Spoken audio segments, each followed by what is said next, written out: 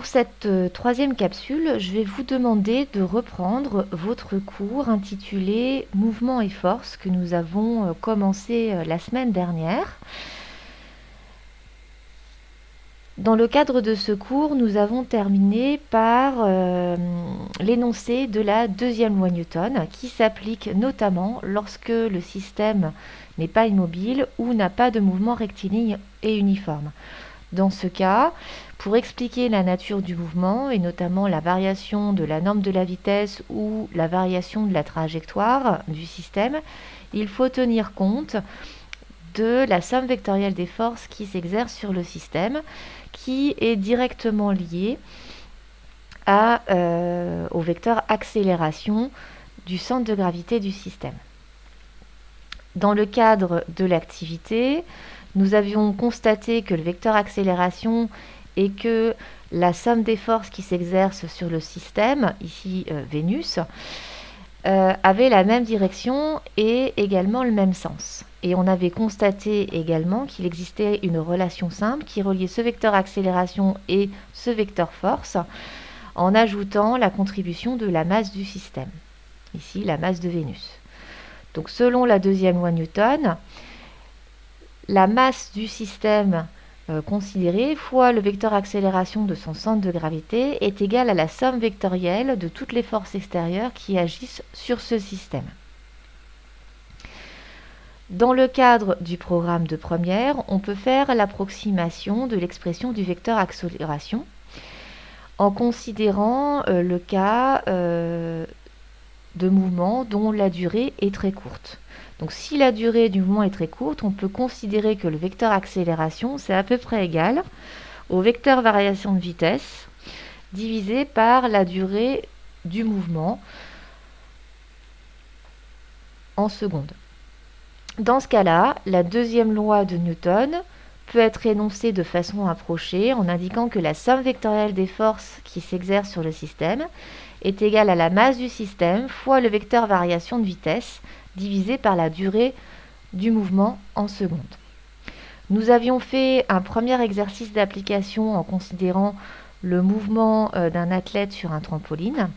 Nous allons voir un deuxième exemple en considérant le cas d'un parachutiste. Alors sur votre cours, vous avez un deuxième exemple qui concerne le mouvement d'un poulpe. Donc celui-ci, nous le laisserons de côté et nous allons faire l'application numéro 3 qui est sur votre cours.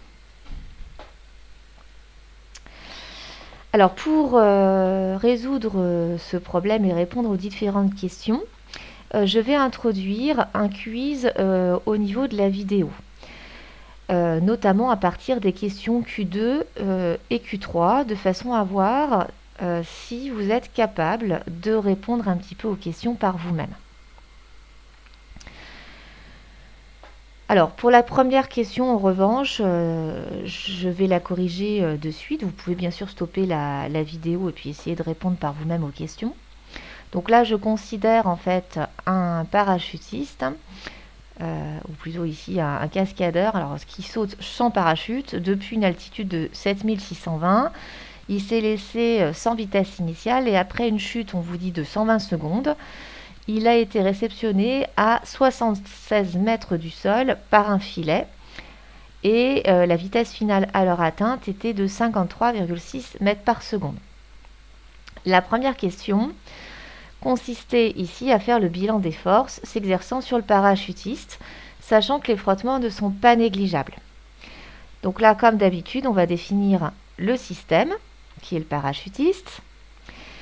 Les objets en fait qui agissent à distance, ici c'est la Terre.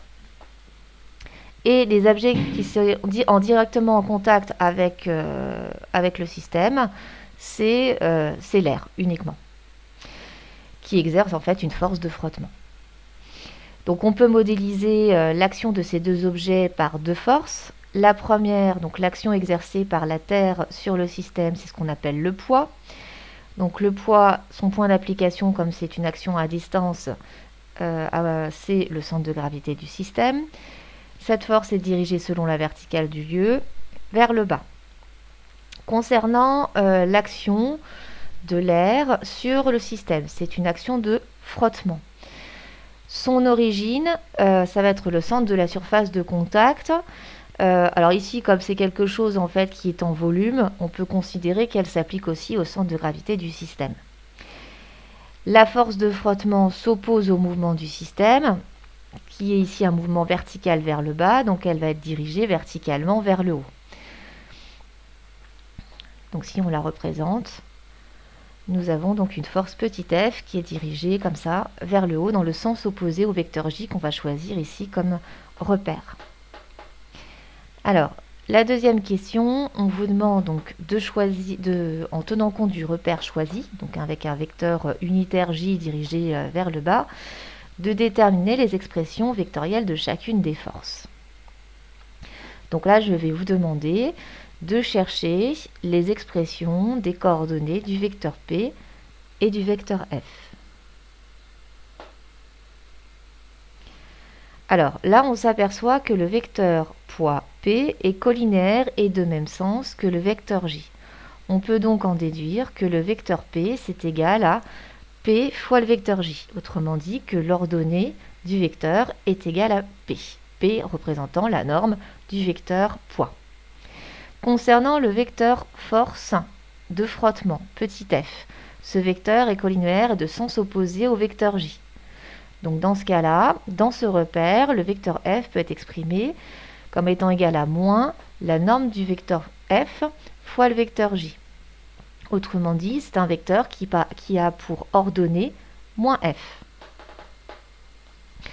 On vous demande ensuite, dans la question Q3, d'écrire la seconde loi Newton sous sa forme d'abord générale, puis sous sa forme approximative. Donc on va déjà commencer par donner la forme générale de la seconde loi de Newton. Donc d'après la loi générale de la seconde loi de Newton, la masse du parachutiste fois le vecteur A est égale à la somme vectorielle des forces qui s'exercent sur le système. Je vous laisse écrire cette relation en tenant compte du poids P et de la force de frottement à travers un second quiz. Donc si on applique cette deuxième loi de Newton, on peut l'écrire comme il y a deux forces F et P, que la masse du parachutiste fois le vecteur A est égale au vecteur P plus le vecteur F. Donc j'insiste, ici ça sera toujours des plus, même si ces deux forces ont des sens opposés. Quand on applique vectoriellement la loi de Newton, vous n'avez pas à introduire de signe moins, c'est tout le temps des signes plus. Donc on peut, cette relation elle est vérifiée vectoriellement, mais elle est aussi vérifiée par les coordonnées des vecteurs accélération, poids et force de frottement. Je vous laisse aussi répondre au quiz pour indiquer la relation que vous pourriez écrire pour la relation vérifiée par les coordonnées. Donc la relation vectorielle vérifiée par les coordonnées est exactement la même que celle vérifiée par les vecteurs. On ne change pas les signes, donc ça fait la masse du parachutiste fois l'ordonnée du vecteur accélération qui est égale à l'ordonnée du poids plus l'ordonnée de la force de frottement. Donc si on remplace maintenant l'expression des ordonnées de chacun des vecteurs par leur expression en fonction de la norme, on va obtenir une certaine relation que je vous laisse répondre à travers le quiz. Donc là, si je reprends l'expression des coordonnées des vecteurs A, P et F, je peux écrire la relation que la masse du parachutiste fois AY est égale à P moins F. Alors maintenant, il va falloir que je l'écrive, cette loi, de façon approximative, en indiquant en fait que le vecteur accélération, ça correspond au vecteur variation de vitesse. Donc là, je vais écrire donc, la relation que l'on vient de trouver. Et maintenant, je vais donner l'expression de AY en fonction des coordonnées du vecteur vitesse. Donc en considérant finalement que 120 secondes, c'est une très courte durée, on peut considérer que le vecteur A, c'est approximativement égal à la variation du vecteur vitesse, c'est-à-dire le vecteur vitesse à la date t égale 120 secondes, donc au moment de la réception, moins le vecteur vitesse à t égale 0 correspondant à la date de début de la chute, divisé par la durée de la chute qui est de 120 secondes. Alors, on sait ici que, d'après l'énoncé, que le cascadeur s'est laissé tomber sans vitesse initiale. Ça veut dire que le vecteur vitesse à t égale à 0 est égal au vecteur nul. On peut donc en déduire que le vecteur a, c'est égal en fait au vecteur vitesse à t égale 120 secondes divisé par 120 secondes. Alors, a priori ici, le mouvement est dirigé vers le bas. Donc on peut en déduire finalement que le vecteur vitesse à t égale 120 secondes, c'est égal à v fois le vecteur j, puisque le vecteur vitesse et le vecteur j sont collinaires de même sens. On peut donc en déduire que l'ordonnée du vecteur vitesse à t égale 120 secondes, c'est égal à la norme de la vitesse à t égale 120 secondes. Donc si on remplace dans l'expression de l'ordonnée AY, on peut dire que AY, c'est l'ordonnée VY sur 120 secondes. Autrement dit, c'est égal à la vitesse à t égale 120 secondes divisé par 120. Donc si je reprends ma deuxième loi de Newton, je peux écrire du coup que la masse du parachutiste fois l'ordonnée du vecteur vitesse sur 120 égale P moins F. Donc je vais pouvoir maintenant en déduire la valeur de l'intensité du mouvement puisque je connais sa vitesse d'arrivée.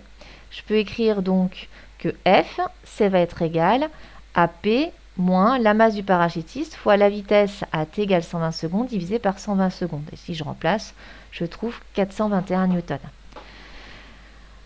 Donc la petite difficulté ici dans cette dernière partie, ça consiste à bien exprimer le vecteur variation de vitesse qui est égal donc à la variation de vitesse à l'état final moins la vitesse initiale du système et à bien passer aux coordonnées pour ne pas se tromper dans les signes notamment. Voilà, donc pareil, si vous avez des questions sur cette partie, n'hésitez pas via Pronote.